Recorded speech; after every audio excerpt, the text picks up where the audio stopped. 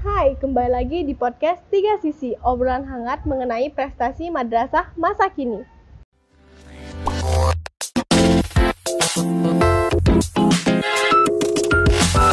Nah, sekarang sama seperti episode sebelumnya, kita juga kedatangan tamu dari alumni MAN 1 Lombok Timur nih teman-teman.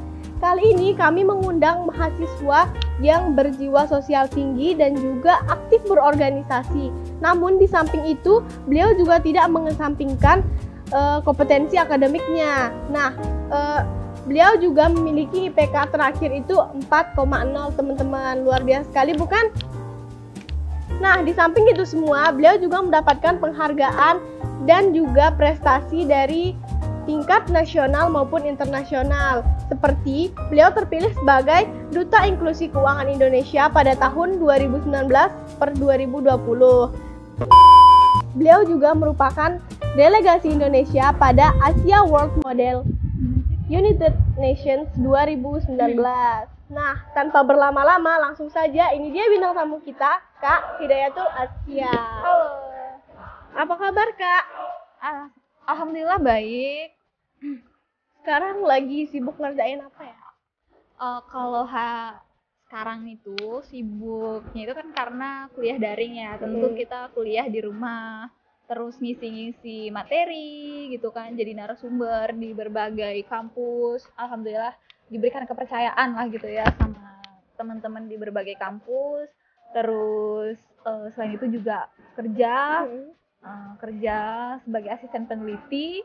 Kemudian selain itu juga kakak ngabisin waktunya itu ngerjain skripsi, tugas magang, terus laporan magang dan sebagainya. Yang intinya tentu adalah setiap hari itu harus produktif ya. Ya kurang lebih seperti itulah. Oke. Sebelum kita lanjutin ngobrol nih teman-teman masalah prestasi Kak Askia, kita sekarang bisa flashback dulu nih waktu Kak Askia masih jadi siswa di MAN 1 Lombok Timur. Nah, kira-kira nih Kak, apa sih bedanya MAN 1 Lombok Timur yang dulu sama MAN 1 Lombok Timur yang sekarang menurut Kakak pribadi? Kalau saya pribadi ya, bedanya itu tentu pertama dari segi bangunan ya mungkin ya. Dari segi bangunan tentu ketika kakak datang pertama kali ke MAN Solong ini kayak wow beda sekali gitu. Ada banyak bangunan yang itu tuh berbeda dari ketika kakak menjadi seorang siswa di MAN Solong gitu kan. MAN Solong ya, dulu MAN masih MAN Solong ya? Oh ya salah deh. Ya MAN 1 Lombok Timur maksudnya. Kemudian itu dari segi yang bisa kita lihat ya.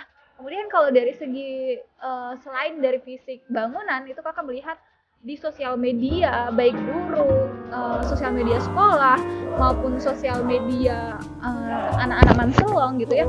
Itu MAN Solong tuh dipenuhi dengan berbagai prestasi baik tingkat nasional, regional bahkan internasional ya. Saya lihat dan saya sendiri sebagai siswa di MAN Solong ini kayak wah bangga sekali gitu menjadi mahasiswa di MAN 1, alumni di MAN 1 Lombok Timur ini. Kalau dulu itu bisa dibilang kayak yang berprestasi kayak itu aja sama kayak Askia lagi dipanggil Askia lagi gitu, kayak biasa teman-teman tuh kayak Askia dah ini gitu, kayak Askia gitu. Tapi kalau sekarang enggak gitu, enggak kayak dulu gitu yang cuma itu orangnya itu aja. Sekarang saya lihat banyak sekali bintang-bintang baik dari setiap ekstrakurikuler tuh pasti ada bintangnya gitu yang ya itu merupakan kita bisa lihat bahwa itu merupakan sebuah kemajuan ya, kemajuan dari segi akademik maupun akademik gitu.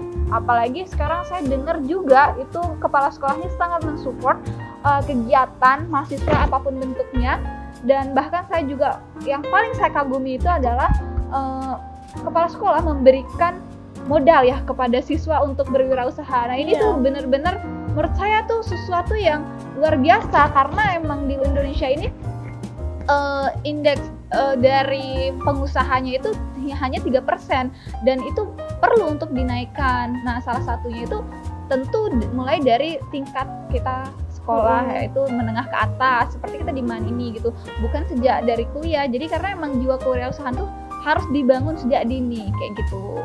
Itulah beda sekali dah pokoknya 100% menurut saya itu berbeda. Oh berbeda ya dari angkatan angkatan kakak sampai angkatan sekarang itu, tapi masih luar biasa tentunya ya. Tentu dong, sangat luar biasa Manselong lagi.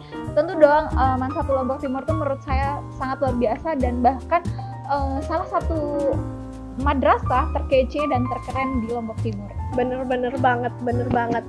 Nah, kalau boleh tahu juga dulu kakak pas masih di sini ikut ekstrakurikuler apa nih? Oke, kalau dulu saya sebenarnya ikutnya banyak sekali ya. Wow. Jadi dari hari Senin sampai hari Sabtu, hari Minggu sampai hari Minggu tuh pokoknya saya nggak boleh pulang setelah putus sekolah gitu kan.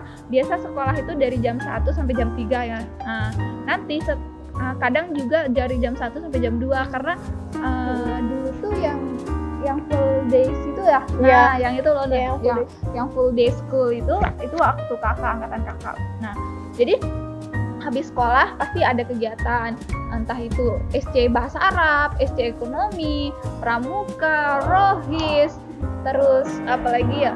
Oh ya, terus saya ikut ini juga, kan kalau di luar itu saya ikut forum anak, terus saya ikut Saka Bayangkara, jadi emang habis tuh 7 hari ya. Jadi bahasa Arab, mungkin saya lupa ya hari apa saya latihan dulu. SC Bahasa Arab, terus Senin misalnya SC Ekonomi, Rohis, Pramuka, terus apa tadi? Pramuka, terus ini forum anak. Iya, forum anak. Terus Saka Bayangkara. Apalagi ya saya ikut dulu. Pokoknya semua itu. Oh ini baca kitab kuning. Makanya tuh habis dah 7 hari saya. Oh dulu ada baca kitab kuning. Di Rohis ya kak ya? Iya, jadi Rohis itu beda sama baca kitab kuning kalau dulu. Oh. Jadi ada tersendiri gitu ekskul yang emang khusus untuk kita baca kitab kuning. Itu saya ingat banget diajarin sama Pak Syahab. Dari situ saya tahu lah gitu bagaimana baca kitab kuning itu gitu. Kayak gitu. Jadi nih kak ya, walaupun kita mengikuti ekstrakurikuler yang banyak itu nggak membatasi kita untuk berprestasi gitu ya kak ya? Betul sekali.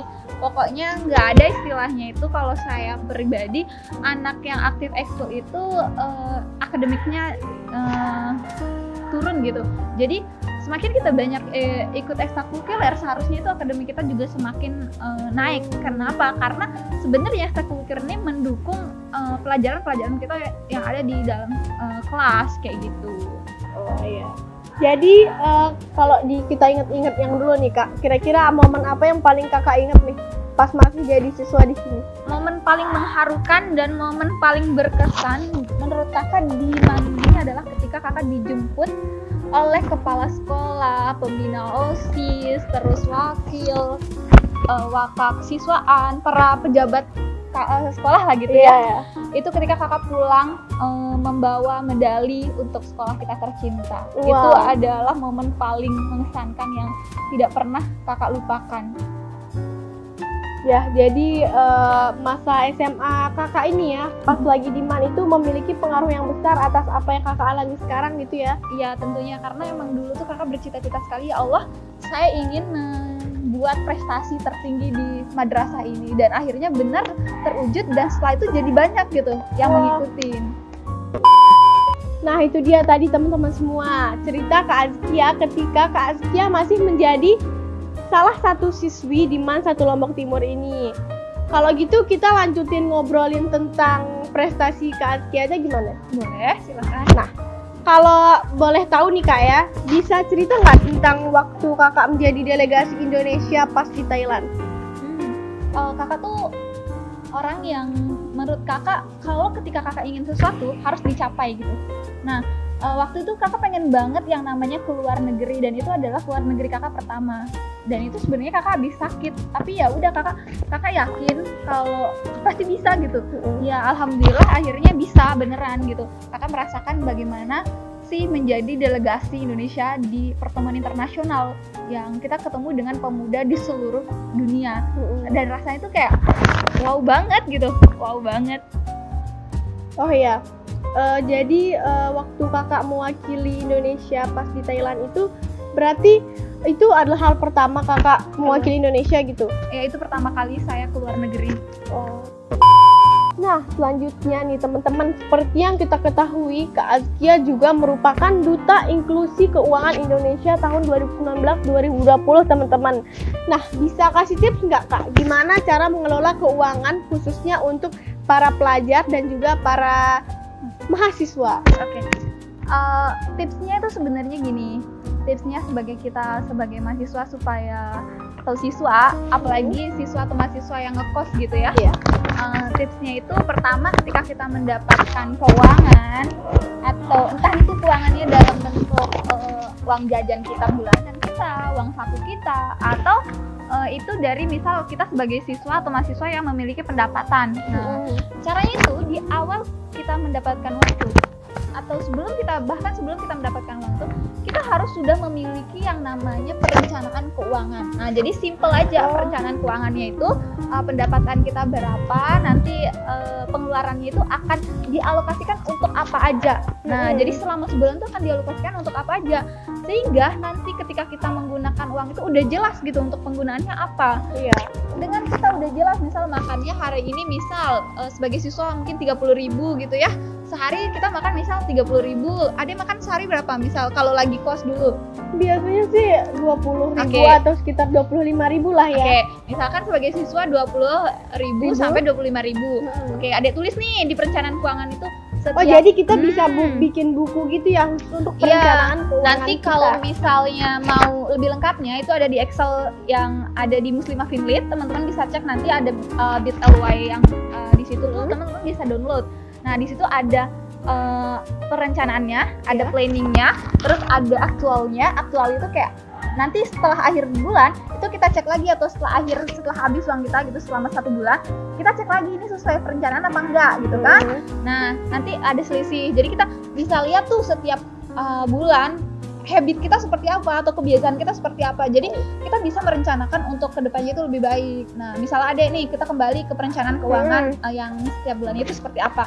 Misalkan ada dapat uang jajan dari orang tua, misal sekian ratus ribu atau 1 juta lah ya misalnya.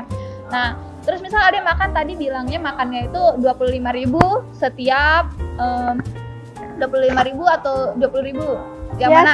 Sekitar 20.000 lah ya. Iya, dibulatin aja ke 20.000. 20.000 setiap hari. Iya. Jadi berarti selama sebulan setidaknya Ade akan menghabiskan 600.000. Betul tidak? Iya, benar. 600.000. Bener nggak nih 600.000? Iya. Ya. Nah, 600.000 itu berarti selama 1 bulan. Nah, masih ada kan uang Ade, misalkan Ade uang jajannya 1 juta kan? Iya. Oke, terus Ade alokasikan untuk apa aja setelah itu? Setelah makan, sisanya mungkin merin tugas ya, merin tugas berapa gitu kan.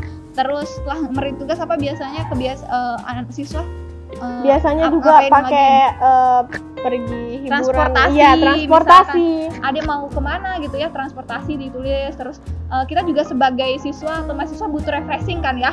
Nah, kita tulis tuh hiburan, entah itu hiburan itu dalam bentuk kita pergi ke hedon gitu ya, olahraga lah juga ya bisa olahraga kan, nanti makan cilok di Tugu gitu ya, makan cilok di Tugu, atau kita mau jajan ke SB gitu ya, apalah pokoknya kita senang-senang ya udah ditulis hiburannya gitu.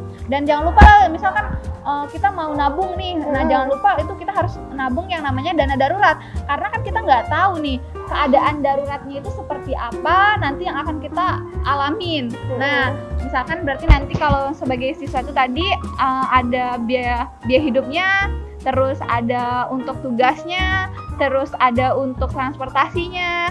Nah, jangan lupa untuk sedekah juga, walaupun sedekah jangan lupa teman-teman. Jangan lupa sedekah, walaupun kita sebagai siswa untuk biasakan sedekah minimal itu 2,5% dari uang jajan kita itu harus dibiasain, walaupun kita belum termasuk seorang muzaki ya, karena 25% kan untuk seorang muzaki, tapi nggak apa-apa, kita biasakan hal itu gitu.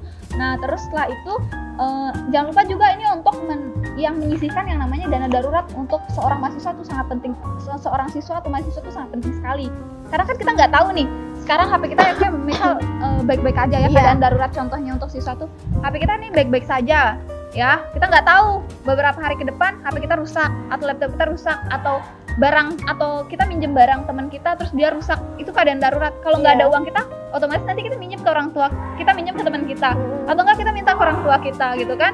Kalau misal orang tua kita punya uang untuk ngasih kita lagi di luar uang jajan kita, kalau enggak gimana? Ya, makanya itulah pentingnya kita membuat perencanaan keuangan tadi. Dan sama ini misalkan kan tadi Ade udah membuat perencanaan keuangan yang tiap hari makan 20.000. Jadi ketika misal Ade udah makan sehari itu 20.000, Ade bakalan nggak ingat gitu, oh berarti aku udah cukup nih hari ini untuk jajan gitu, kayak berarti besok lagi gitu. Tapi kalau misalnya hari ini kurang gitu ya, besoknya boleh belanja lebih gitu. Atau misalnya hari ini lebih, berarti besoknya ingat, oh kemarin aku udah belanja lebih nih. Jadi bisa ada yang ngerem lah istilahnya gitu, untuk kita mengurangi istilahnya itu pengeluaran yang tidak seharusnya kita keluarin. Nah, jadi karena banyak sekali keinginan kita, tapi kita nggak tahu kalau itu penting nggak sih dalam hidup kita, penting nggak sih untuk menunjang aktivitas kita gitu. Kadang kayak kita hanya mengikuti keinginan, misal kita lagi jalan-jalan nih ke mana ya, misal hari Minggu ada apa namanya tuh, Car Free Day. Car Free Day gitu ya. Kita lihat nih barang lucu apa gitu, misalnya beli gitu. Padahal kita nggak butuh kan, gitu kan.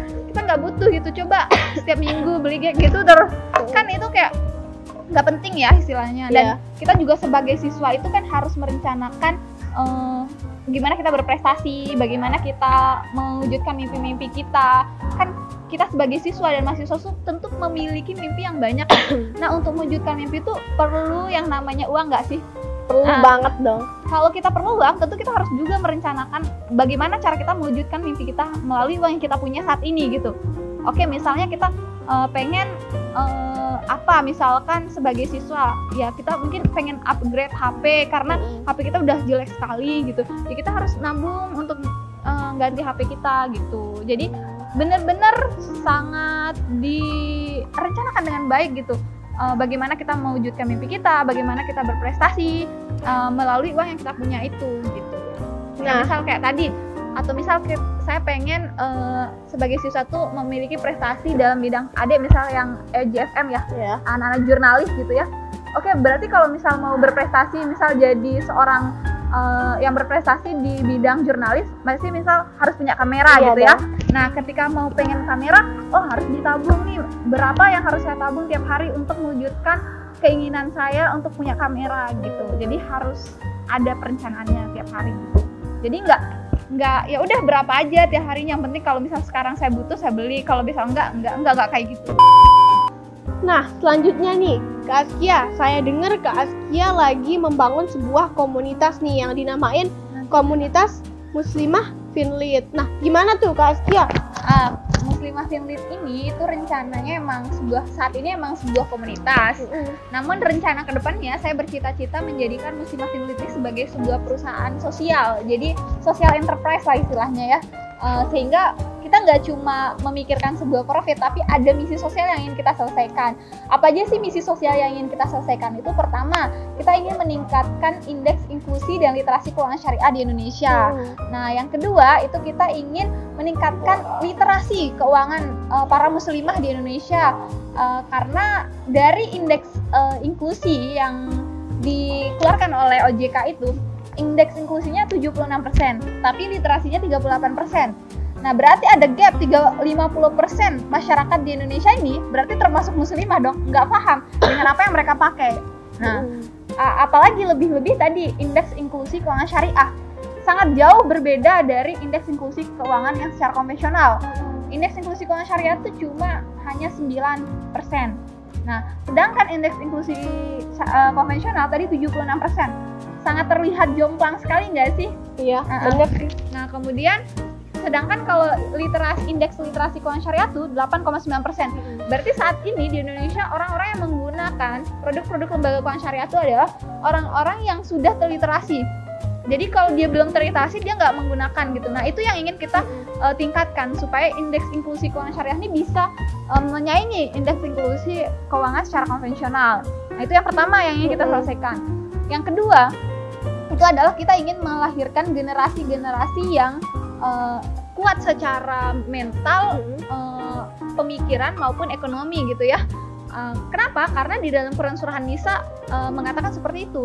Janganlah kamu meninggalkan generasi di bawahmu itu sebagai generasi yang lemah kan ya, baik secara tadi lemah secara fisik, mental maupun ekonomi kan. Nah, jadi ketika hal ini ada perintahnya di dalam Al-Quran, tentu kita harus merencanakannya dong dengan baik. Nah, kalau tanpa perencanaan yang baik nanti akan melahir generasi sandwich lagi. Apa itu generasi sandwich? Generasi yang menanggung di atas dan di bawahnya. Nah, kalau dia mampu sebagai generasi sandwich. Nah, kalau tidak mampu gimana gitu kan? Nah, kalaupun misal mampu kita membuat dia menjadi kuat.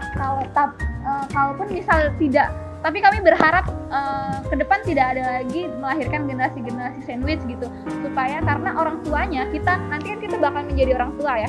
Kita bakal, walaupun sekarang kita seorang mahasiswa gitu ya, tapi tidak menutup kemungkinan dan tidak bisa dipungkiri bahwa nanti ke depan kita akan menjadi seorang orang tua. Nah, ketika kita menjadi seorang orang tua, nanti kita bisa merencanakan perencanaan keuangan untuk masa depan anak kita, sehingga anak kita tidak menjadi generasi sandwich gitu.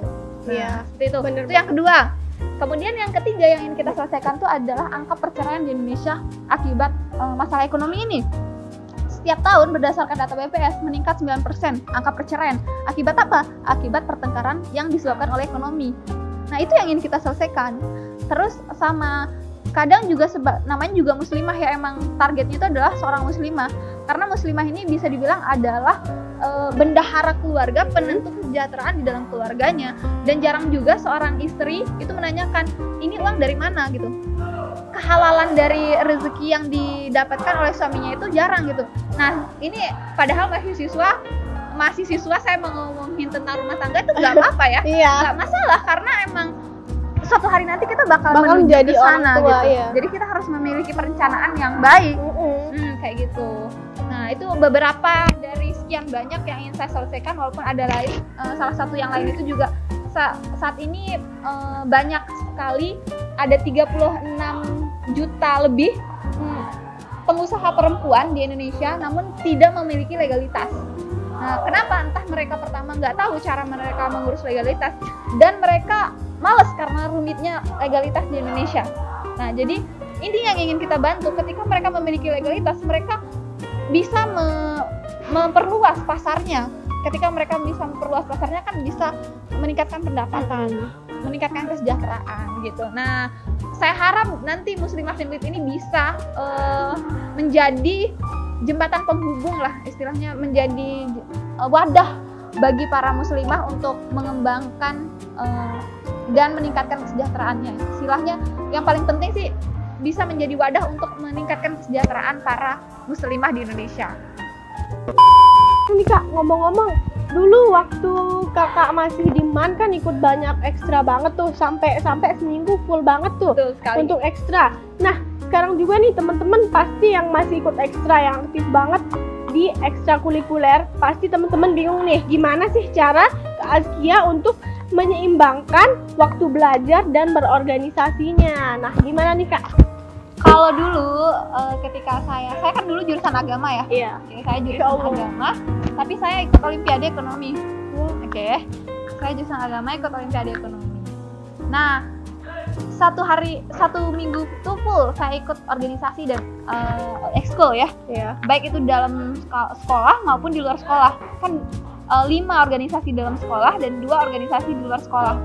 Nah, biasanya dari pagi sampai siang itu kan kita ini ya, ikut organisasi, kita kuliah kuliah. Jadi biasanya dari pagi sampai siang itu kan sampai jam 2 ya. Ada biasa kuliah jam 2 atau jam 3.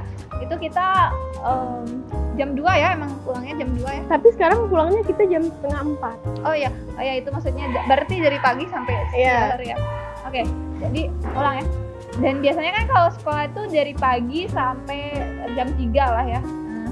Nah, jadi itu isinya adalah belajar di sekolah.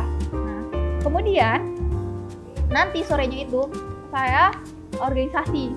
Tapi biasanya kalau misalnya sebelum mulai organisasi, saya ngapain? Saya ngerjain tugas di dalam kelas. Nah, itu kuncinya, saya ngerjain tugas di dalam kelas. Kalau nggak ada tugas, biasa saya ngulang pelajaran hari itu. Jadi cuma balik-balik aja gitu buku saya. Istilahnya misalnya kayak hari ini belajar apa ya gitu ya. Oh saya gini-ginin aja gitu, kayak oh belajar ini. Nggak perlu dibaca sekilas, bener serius enggak. Tapi kalau misal ada tugas, saya ngerjain tugas gitu. Terus nanti malamnya setelah organisasi itu baru saya lanjut lagi, mungkin ada yang belum selesai di sekolah, atau misal besoknya ada ujian atau ulangan, saya belajar malamnya kayak gitu. Jadi kalau misal nggak ada apa-apa itu saya belajar untuk besoknya. Misal pelajaran besoknya itu apa, misal pelajaran besoknya itu contohnya Quran hadis misalnya. Oke, besok Quran hadis kita belajar tentang apa ya Quran hadis besok. Kayak gitu. Jadi apa sih pelajaran yang akan kita pelajari besok tuh saya pelajari dulu, supaya nanti ketika guru menjelaskan itu oh saya udah sekilas udah baca dan jadi nyambung dengan apa yang dijelasin sama guru. Setidaknya kita nggak ngeblank banget deh ketemu guru gitu istilahnya. Jadi nanti kalau misal guru biasa kan di kelas ada pertanyaan gitu ya, teman-teman pada diem gitu kan, karena emang mungkin teman-teman nggak tahu mau nanya apa, terus atau enggak teman-teman belum paham terus nggak tahu nanya apa karena belum paham, atau emang ya udah paham atau malu dan segala macam lah gitu ya. Nah padahal guru itu kan senang kalau misal dia ditanya. Iya. Tandanya diskusinya jalan. Nah jadi karena kita udah baca tadi malam, mungkin ada yang nggak kita pahami nih dengan apa yang dijelasin sama guru kita, jadi kita bisa tanyain gitu. Jadi kayak kelas itu nggak sepi-sepi amat lah istilahnya. Jadi kita bisa menghidupkan suasana di kelas dengan kita bertanya ke guru gitu. Itu sih yang kalau kakak lakukan dulu. Jadi caranya seperti itu. Kalau misal kadang juga ada tugas kelompok nggak sih, yang tugas kelompok tuh menurut kakak yang lebih riwah karena kita harus menyamakan waktu kita dengan teman kita, sedangkan kita banyak kegiatan ya. Nah, kadang ya teman kakak yang satu kelompok sama kakak ya udah misal kakak tugasin cari ini atau apalah A B C gitu ya, kalau udah selesai ntar kirim saya buat ininya gitu. Jadi kakak tuh jarang, mungkin kalau memang bener-bener nggak genting tuh nggak barengan gitu ngerjainnya. Kita udah bagi tugas sejak kita ada di kelas gitu. Kalaupun misal dia emang bener-bener, kadang ada kan tipe anak yang dia tuh nggak peduli banget dengan tugasnya, yaudah kakak kerjain sendiri kalau misal dia luar biasa sekali. Nah, semoga atas penjelasan Kak Askia tadi bisa ngebantu teman-teman nih. Mungkin teman-teman yang lagi bingung gimana cara menyeimbangkan antara waktu ketika mengikuti ekstrakurikuler dan juga ketika belajar. Nah, selanjutnya nih Kak, manfaat yang kakak dapatkan dan yang kakak rasakan setelah lulus dari MAN 1 Lombok Timur itu apa aja Kak? Oke, manfaatnya itu banyak banget ya. Jujur saya merasakannya itu sangat merasakan sekali. Saya daftar SPAN PTKIN, lolos. Saya nggak ambil, saya daftar lagi SBMPTN dengan jurusan yang sama, di kampus yang sama, seharusnya di blacklist dong. Tapi saya diterima lagi.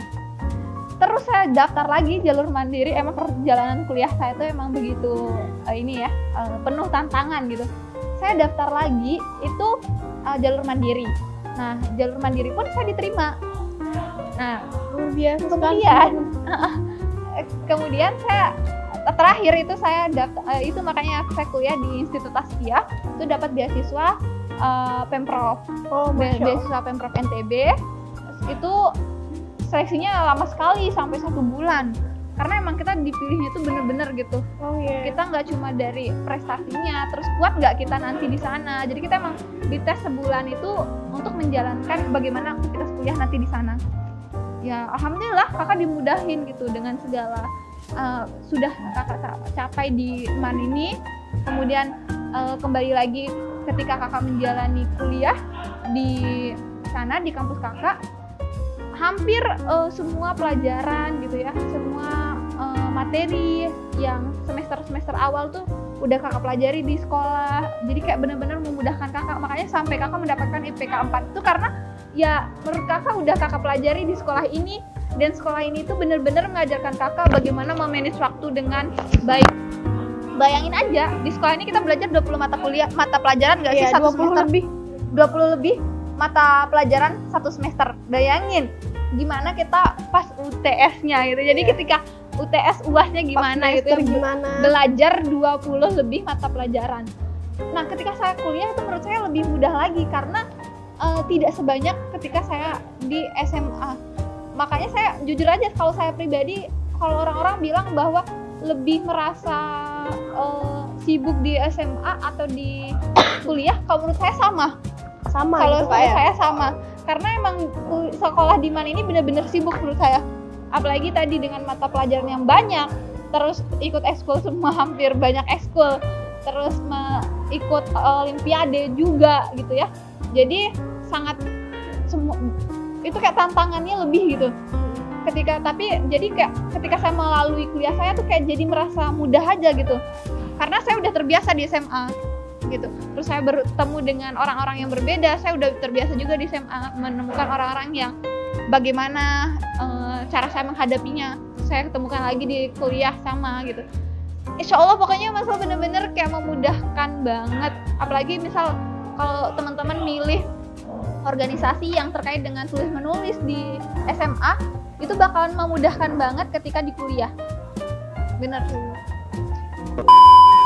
Nah, jadi buat teman-teman semua nih yang lagi males-malesan nih, sekarang harus waktunya untuk bangkit dan bersemangat, belajar keluar dari zona nyamannya teman-teman semua. Karena apa yang kita kerjakan sekarang, insya Allah akan dapat membantu teman-teman semua untuk menggapai cita-cita teman-teman semua nantinya. Iya, betul banget. Nah, oh ya Kak, kalau ngomong-ngomong soal waktu Kakak jadi siswa nih, apa Kakak punya prinsip dulu waktu ketika menjadi siswa? Prinsip pasti dong. Gimana tuh Kak? Maksudnya di sini prinsip saya itu adalah ya, ketika saya sudah melakukan sesuatu, saya harus totalitas. Sama kayak dulu ketika saya pengen olimpiade, ya udah saya totalitas untuk belajar di olimpiade itu dan sampai saya mendapatkannya gitu. Karena ketika kita, pokoknya prinsip saya tuh apapun yang kita lakukan tuh harus kita punya tujuan. Karena dengan kita mengingat tujuan kita jadi semangat.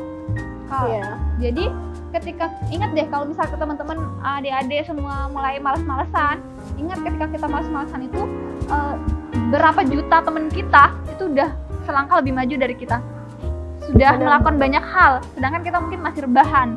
Nah, jangan sampai seperti itu. Yang kalau bisa dibalik, teman-teman kita masih rebahan, kita sudah banyak melakukan, kita telah melakukan banyak hal gitu. Nah, mungkin dari teman-teman semua nih banyak yang kepo tentang beberapa prestasi Kak Askia dari tingkat nasional maupun internasional. Ini yang saya baca beberapa aja teman-teman, belum semuanya. Jadi Kak Askia itu juga merupakan peraih penghargaan Pemuda Daerah Berpengaruh 2018 dari PDM Academy. Kak Askia juga menjadi grand finalis Duta Mahasiswa Berprestasi Nasional 2019. Kak Askia juga menjadi juara 1 nasional Syariah Ekonomi Olimpiade 2020. Kemudian Kak Askia juga menjadi peraih penghargaan Pemuda Hebat Indonesia dari Kemenpora 2019. Nah, dan yang lebih luar biasanya, Kak Askia itu merupakan delegasi Indonesia pada Asia World Model United Nations 2019 di Thailand, seperti apa yang sudah kita ceritakan tadi. Nah, itu dulu ya teman-teman semua. Mungkin Kakak punya pesan untuk para penonton setia kita, khususnya para siswa dan siswi. Oke, baik. Pesan terakhir ya, enggak terakhir. Sebelum menutup sesi kita pada sore hari ini, pesan Kakak buat adik-adik dan pesan Askia buat teman-teman semua itu teruslah melakukan kebaikan, jangan capek untuk melakukan kebaikan, terus berusaha untuk menjadi orang baik, terus mencapai impian yang kita inginkan, jangan patah semangat di tengah jalan. Sayang sekali kalau hidup ini tidak dimanfaatkan dengan baik, karena hidup itu hanya sekali, maka hiduplah yang berarti. Luar biasa sekali. Nah, mungkin untuk episode kali ini hanya itu yang dapat kami tampilkan. Sebelumnya buat teman-teman semua nih, mungkin teman-teman punya saran atau punya request nih tentang siapa bintang tamu kita pada episode selanjutnya. Mungkin teman-teman semua juga punya pertanyaan dan mungkin ada yang kepo nih tentang seputar MAN 1 Lombok Timur, bisa langsung tulis di kolom komentar dan juga bisa langsung DM ke Instagram kita @jurnalistik MAN 1 Lombok Timur, bisa juga inbox ke Facebook kita di Jurnalis Mansalotim. Nah, mungkin hanya itu yang dapat kami tampilkan. Terima kasih telah menonton. Sampai jumpa di episode selanjutnya. Dadah. Assalamualaikum warahmatullahi wabarakatuh. Waalaikumsalam warahmatullahi wabarakatuh.